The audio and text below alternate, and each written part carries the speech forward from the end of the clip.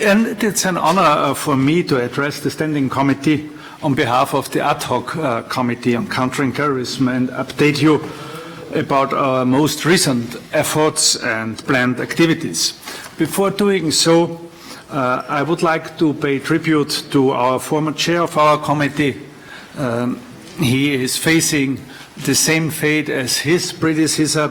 He was appointed as minister. Abid Raja is now Minister of Culture and Equality in the new Norwegian government.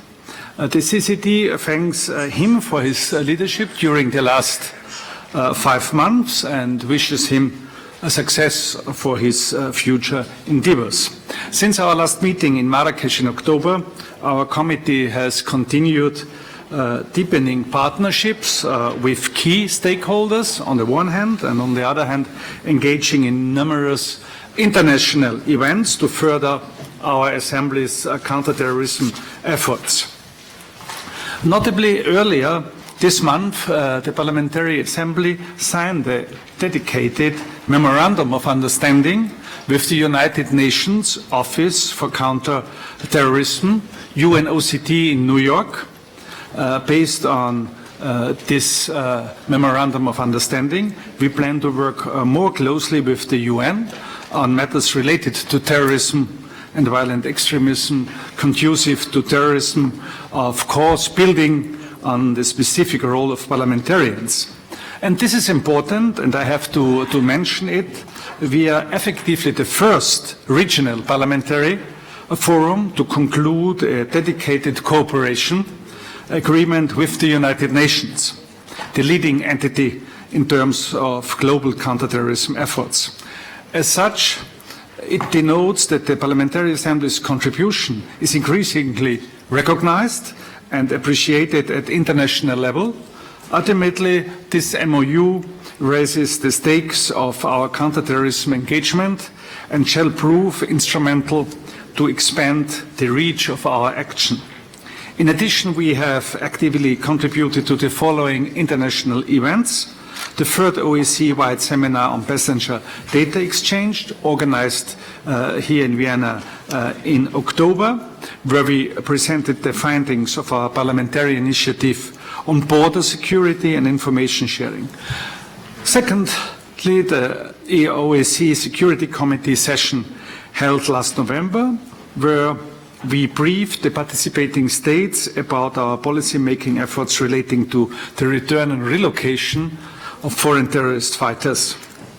And thirdly, the Counterterrorism Conference of the Parliamentary Assembly of the Mediterranean, hosted by the Italian Parliament in Rome. On a similar note, I have personally contributed to the OSCE UNOCT high-level regional conference on foreign terrorist fighters, which took place in Vienna last week and brought together 300 leading world experts and policymakers. During my address, I encouraged participants to actively engage with their national parliaments on countering the threats stemming from terrorism and violent extremism. And I am pleased to inform you that the outcomes of our parliamentary oversight initiative on strengthening border security and information sharing in the OSCE region, which is a tangible example of our oversight potential, even in rather technical domains, triggered significant interest among the participants of all the cited events, proving that the Parliamentary Assembly can lend a hand in this complex field.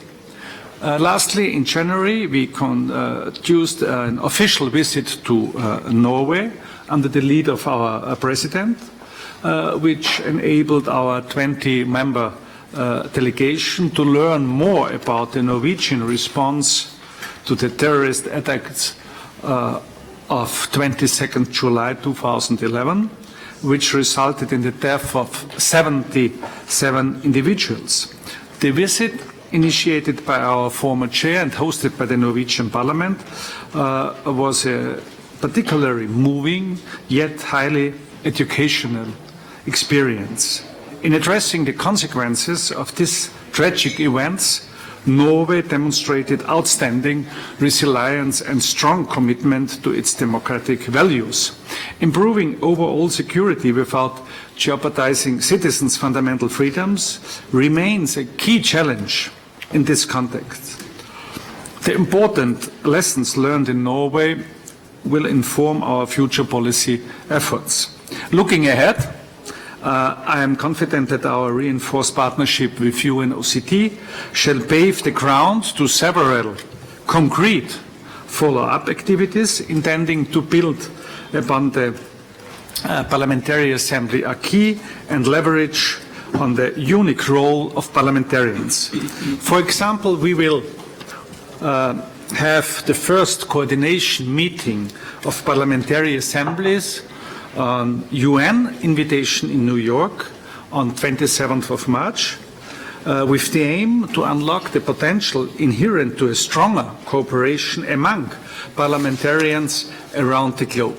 Moreover, we are planning to contribute to UN-led efforts aimed at developing much-needed model legislation in the field of preventing and disrupting foreign terrorist fighters' travels. As legislators, our experience in lawmaking is quite unique. In addition, the OSCE Albanian chairmanship expects us to contribute to the yearly OSCE-wide Counterterrorism Conference, which will take place in Tirana on 5th and 6th of May. Finally, we will carefully ponder how to best follow up on our recent work in view of the annual session in Vancouver. To conclude, I would like to thank you, both of you, President George Tsereteli and Secretary General Roberto Montella, whose steady support has been instrumental to the success of our work. We are at the beginning of this work, and we have to continue having in mind what happened last night in Germany. Thank you.